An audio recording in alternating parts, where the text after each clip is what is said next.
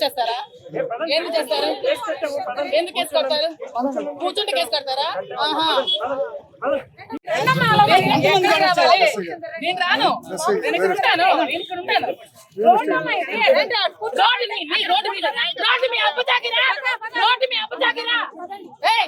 మీద రోడ్డు మీద రోడ్డు మీద రోడ్డు మీద రోడ్డు మీద రోడ్డు మీద ఆపడానికి మీకే హక్కు ఉంది.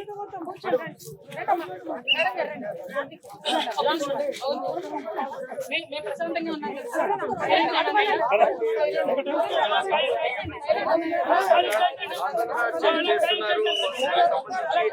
FIR file చేస్తండి.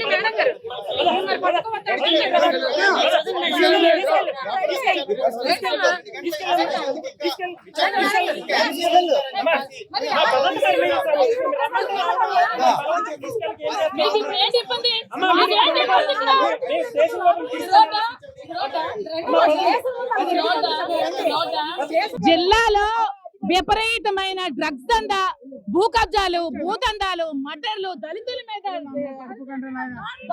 దాడులు, ఇంత దారుణాలు జరుగుతుంటే అవన్నీ వదిలేసి ఎప్పుడో 2 సంవత్సరాల క్రితం అంట డిప్యూటీ సీఎం పవన్ కళ్యాణ్కి ఏవో అన్నారంట, ప్రశ్నించారట.